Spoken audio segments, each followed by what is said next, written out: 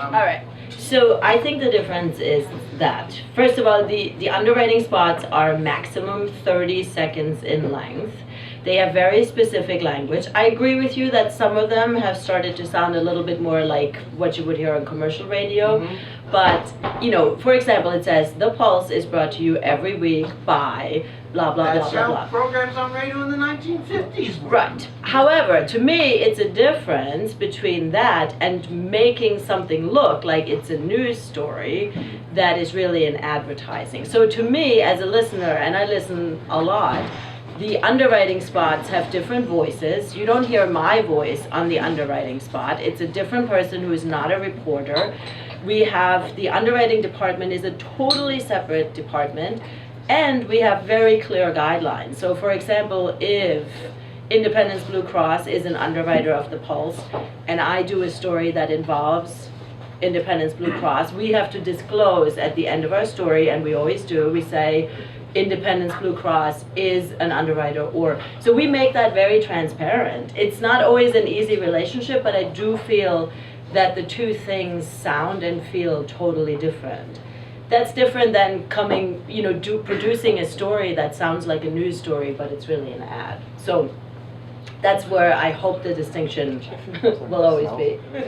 You know, I was going to make the exact same point, and where you're coming from, I see this every day with the sponsored content, but I think what the gentleman's saying is let's, you know, first of all, nobody's looking at it from the business side, but if you go back to the television model, the news, 60 Minutes, you name it, every particularly in television, these shows were brought to you by, and that's it. They weren't allowed to influence the story.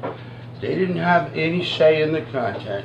They just wanted to associate themselves with whatever that was. Right. So yeah, and that is so, you know, there's, and this goes to what your guys sell. If everybody's at, you know, this goes to the business side. Okay, guys, why are you selling clicks? Why don't you sell what we stand for?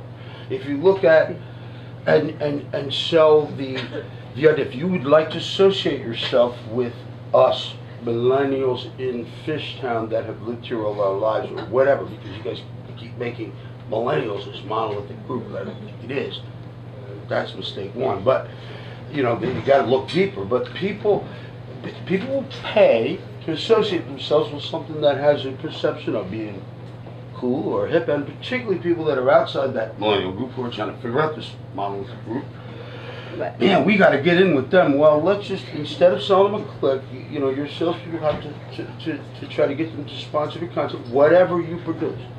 But you know, it's just a different way of selling it and representing yourself. How are you going to monetize it? Because the click thing is a commodity. You click, click, you know.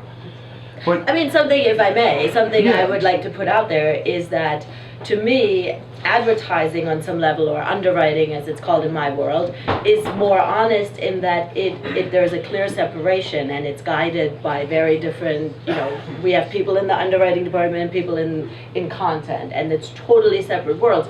It gets a little bit murkier, in my opinion, sometimes with grant-funded journalism, because grants steer the journalist into a direction, because the grant says, I want you to report on X. So if you listen to Marketplace, they have a desk. That's the sustainability desk, and they have the poverty and wealth desk, and they have the so-and-so desk.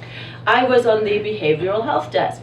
All that was steered by grants, by foundations. So you tell me which one is the more honest, you know, or more straightforward line of you know, where the money is coming from and all that. Because right now I feel a lot of times in journalism, grants drive what is being created, and journalists will try to make content that will get them grants. So we're all out there like sharks trying to get the Knight Foundation grant, and we propose stuff that we know will be attractive to the Knight Foundation.